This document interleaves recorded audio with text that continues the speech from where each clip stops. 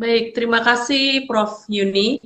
Uh, Terima kasih atas kesempatan yang diberikan kepada saya oleh Ibu Inten pada hari ini. Saya juga ingin menyapa juga para pembicara yang lain, Ibu Mary, Prof. Endah, serta Ibu Wiwi. Salam kenal kembali dari saya. Saya akan memulai dari apa yang sudah saya siapkan untuk adik-adik peserta di BKKPII. Apa tadi yang organisasinya yang kepemudaannya untuk yang teknik kimia di PII ya. Iya, Baik, Assalamualaikum warahmatullahi wabarakatuh. Waalaikumsalam warahmatullahi wabarakatuh. Salam sejahtera bagi kita semua. Om Swastiastu, Namo Buddhaya, dan salam kebajikan.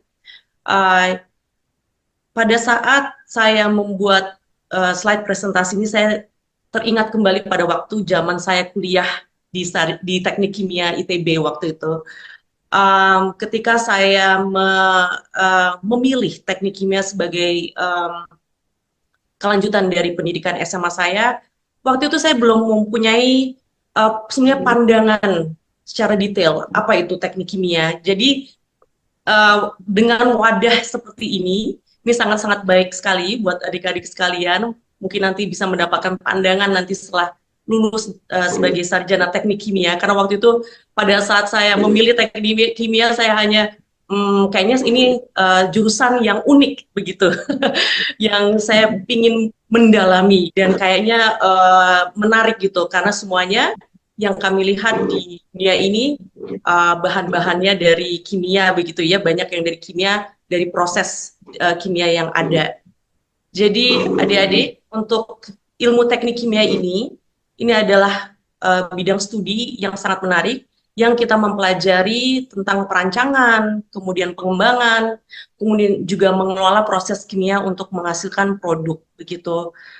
Ilmu ini merupakan gabungan bukan hanya kimia saja, tapi juga ada fisika, ada biologinya, matematika, serta ekonominya. Ya, jadi ini untuk mempelajari dari berbagai macam proses untuk menghasilkan suatu produk dengan nilai ekonomis yang tinggi, begitu. Nah, di sini saya akan lebih menekankan apa hubungannya teknik kimia dengan sektor energi. Ini mungkin selanjutnya, slide selanjutnya. Untuk sektor energi ini kenapa saya memasukkan, karena selama saya berada di lembaga independen riset ini yang dari tahun 2016, itu saya mendalami dalam riset ini, uh, ternyata banyak sekali keterkaitannya sektor energi dengan teknik kimia gitu. Jadi dari keinsinyuran teknik kimia yang saya dapatkan ini banyak sekali yang saya saya lanjutkan ke dalam penelitian-penelitian di sektor energi. Karena produksi energi tentunya banyak yang berbasis bahan bakar fosil. Kemudian juga ada pengembangan sumber energi terbarukan. Waktu kuliah saya mempelajari tentang proses misalnya bagaimana sebetulnya menggasifikasi atau mencairkan batu bara. Waktu itu di tahun 19 tahun 2000-an ya, tahun 2000-an, dan itu hal itu sudah menjadi suatu topik yang dibahas bagaimana agar membuat energi fosil menjadi energi yang lebih ramah lingkungan begitu. Jadi prosesnya sudah sangat lama sekali yang dipelajari dan kita tahu sekarang ini um, sudah banyak pemikiran-pemikiran serta banyak kebijakan yang mentransisikan energi fosil menjadi energi terbarukan. Tentunya dalam masa transisi ini yang kami lihat di center kami itu adalah energi-energi seperti energi geothermal, kemudian ada energi hydropower dan lain-lain yang bisa kita lihat dan bisa kita pelajari. Dan kalau misalnya kita lihat dari beberapa pelajaran di teknik kimia itu seperti konversi dan transformasi energi, kemudian ada desain dan optimasi proses, terus kemudian ada evaluasi kelayakan keekonomian, itu sangat juga keterkaitannya dengan sektor energi. Nah, selanjutnya dari slide berikutnya adalah pilihan karir untuk sarjana teknik kimia di uh, sektor energi ini. Tadi sudah disebutkan oleh Ibu Inten bahwa salah satunya adalah konsultan, atau di sini saya menekankan sebagai researcher think tank begitu. Selain tentunya ada pilihan lain sebagai engineer, kemudian sebagai pemangku kebijakan seperti Bu Wiwi nanti akan kita dengarkan, sebagai dosen ataupun sebagai seseorang yang bekerja di laboratorium gitu. Nah, di sini untuk bekerja di researcher atau think tank itu sesuatu yang sangat menarik sekali dan sebetulnya buat para wanita di teknik kimia itu lebih convenient begitu ya. Mungkin lebih convenient itu nggak ke lapangan, tapi kita mempelajari suatu kebijakan ataupun suatu proses itu di nggak banyak ke lapangan begitu. Ke lapangan itu sesuatu untuk dapat menambah pembuktian terhadap dari riset-riset yang ada.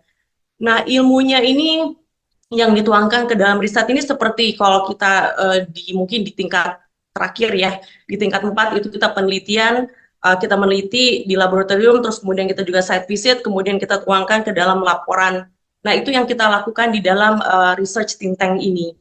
Nah, aktivitas lain itu juga, mungkin slide selanjutnya, aktivitas lain kita membuat laporan itu sebagai lembaga riset independen itu adalah kita bisa melakukan suatu konferensi ataupun seminar kecil, kegiatan-kegiatan yang ingin kita kumpulkan dari berbagai macam pemikiran, expert serta dari mungkin pandangan-pandangan dari masyarakat sekitar terkait dari suatu isu gitu. Jadi lembaga riset independen ini luas sekali sebenarnya aktivitasnya begitu. Kemudian kita bisa juga melakukan kompetisi untuk mendorong para pemuda ataupun mahasiswa-mahasiswi ataupun juga dari para dosen untuk memberikan penulisan gitu ya terhadap dari penelitian yang sudah ada, misalnya dengan paper competition gitu. Atau mungkin pemikirannya bisa dituangkan ke dalam misalnya buku ataupun opini-opini yang bisa dimasukkan ke dalam media massa, dan media massa ini ketika melihat bahwa opininya bagus tuh biasanya dimasukkan ke dalam media massanya begitu. Hal lain mungkin juga kita bisa mengadvokasi ataupun misalnya mendukung masyarakat untuk lebih aware misalnya kepada penggunaan energi terbarukan begitu. Nah, ini bisa lakukan dengan publikasi-publikasi ataupun dengan podcast begitu. Jadi aktivitasnya ini sangat banyak sekali yang bisa dilakukan. Yang pertama itu adalah meneliti, yang kedua adalah dapat mendorong masyarakat atau membuka awareness kepada masyarakat sekitarnya. Nah, ini ada beberapa contoh yang saya masukkan lebih ke kegiatan yang lebih serius begitu. Itu laporan-laporan.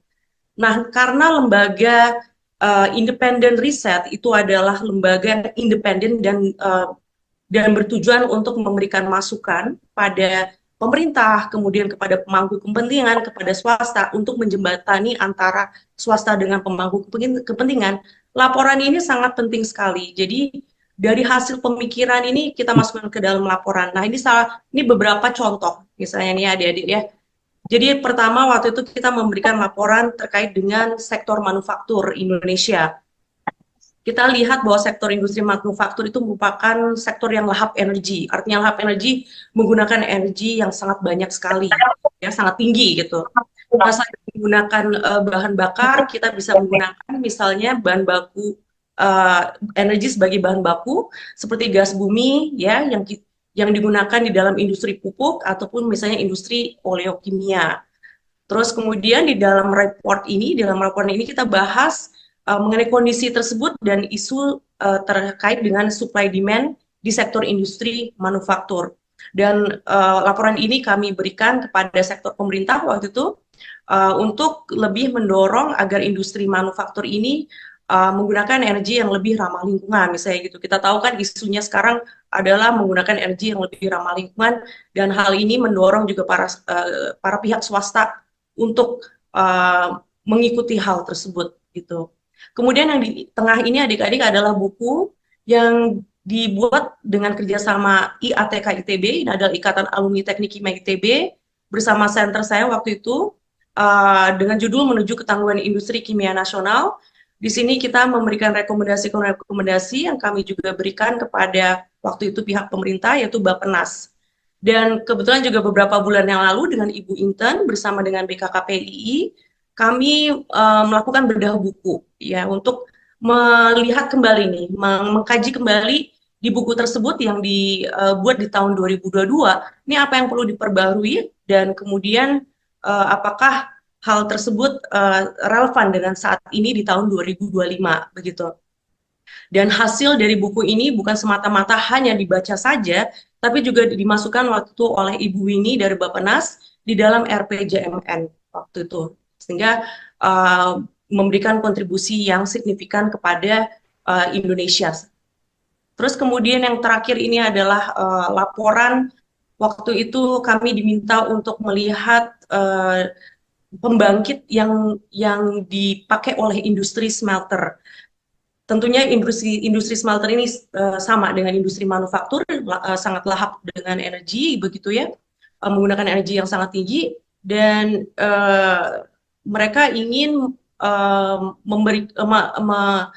menanyakan kembali gitu dengan energi yang dipakai saat ini itu bagaimana agar bertransisi untuk menggunakan energi yang lebih ramah lingkungan lagi. Nah, ini kami membantu dalam hal ini ke pemangku pemerintah, yaitu waktu itu juga Bappenas yang meminta, dan industri smelter ini kan kebanyakan di Sulawesi ya, jadi kami melakukan juga site visit waktu itu ke Pulau Sulawesi, kemudian juga di Pulau Jawa, ada juga di daerah Jawa Timur. Di situ kami memberikan rekomendasi yang dibagi menjadi 3 bagian, yaitu rekomendasi jangka pendek, kemudian rekomendasi jangka menengah, kemudian juga rekomendasi jangka panjang. Sangat komprehensif sekali yang kami berikan di dalam studi yang sangat singkat. Jadi memang kalau kerja di lembaga riset independen itu memang kita harus siap ya dengan batas waktu yang sangat singkat, sehingga juga kita juga harus full konsentrasi untuk memberikan solusi yang terbaik. Yang ini kami tuangkan ke dalam laporan-laporan. Terus kemudian selanjutnya, ada satu isu yang sangat menarik dan sangat relevan sekali dengan webinar hari ini, yaitu adalah report kami yang terkait dengan GESI. GESI itu apa? Gender Equality and Social Inclusion. Berarti bahasa Indonesianya adalah melihat kembali prinsip-prinsip kesetaraan gender dan inklusi sosial di energi transisi. Sehingga diharapkan energi transisi ini merupakan energi transisi yang berkeadilan. Nah, di sini kami membuat laporan yang isinya adalah memastikan bahwa perempuan ya serta kelompok rentan ini dapat terwakili di dalam energi transisi, karena kami melihat bahwa dampaknya sangat signifikan sekali dengan adanya energi transisi ini. Apalagi pengguna dari energi, kalau kita lihat di daerah-daerah, itu sangat banyak yang menggunakan energi itu adalah perempuan gitu ya. Namun keputusan yang kami lihat itu tidak terwakili ya, karena keputusan untuk menggunakan energi itu biasanya dilakukan oleh dari kepala keluarganya yang dominan adalah laki-laki. Sedangkan kalau misalnya kita melibatkan keterwakilan dari perempuan untuk memilih energi yang lebih ramah lingkungan, itu dampaknya sangat signifikan sekali terhadap keluarganya, di mana keluarganya akan bisa lebih sehat dalam pemilihan energi yang lebih ramah lingkungan. Nah, prinsip-prinsip GESI ini juga yang masih menghadapi tantangan, termasuk kesempatan dari pekerjaan juga, terus kemudian kewirausahaan, serta akses yang terbatas terhadap energi yang lebih ramah lingkungan. Nah, ini beberapa dari laporan yang kami selesaikan di center kami tahun lalu ya, sejak tahun lalu begitu. Nah, selanjutnya slide berikutnya. Kemudian juga masih waktunya 2 menit lagi ya. Baik, Prof. Ini terakhir, Prof. Ya. Jadi ini adik-adik mungkin kita lihat dari tantangan ke depan, di mana kita lihat bahwa banyak yang ketidakpastian ya saat ini. Nah, ini kita membutuhkan juga keterampilan yang lintas disiplin. Saya juga mengalami dengan adik-adik sekalian, saya fokus kepada teknik kimia waktu itu di S1, tapi kemudian S2, S3 saya malah justru ke arah yang bukan keteknikan gitu, lebih ke arah ke bisnis dan ekonomi.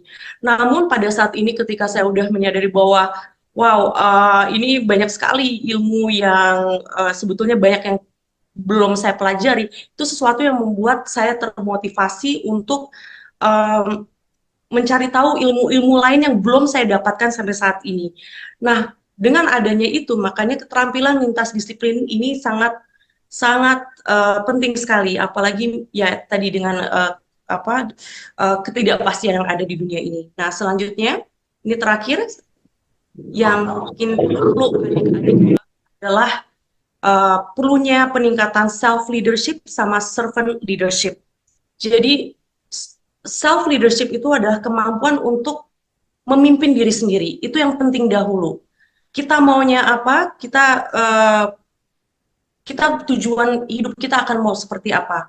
Nah, ketika kita bisa mengendalikan diri kita sendiri, maka kita bisa memimpin orang lain. Nah, itu bisa lanjut dengan yang namanya servant leadership, di mana servant leadership ini adalah kepemimpinan yang melayani, yang bisa diperlukan untuk mengatasi dari krisis-krisis dari kepemimpinan yang mungkin saat ini perlu ada di masing-masing orang ya. Jadi ini mungkin untuk menutup bahwa perlu adanya self leadership dulu, kemudian baru lanjut ke servant leadership.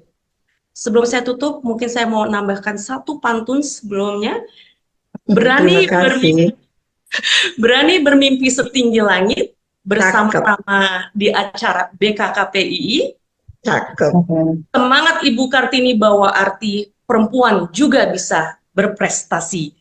Terima kasih atas kesempatannya. Wassalamualaikum warahmatullahi wabarakatuh. Waalaikumsalam warahmatullahi wabarakatuh.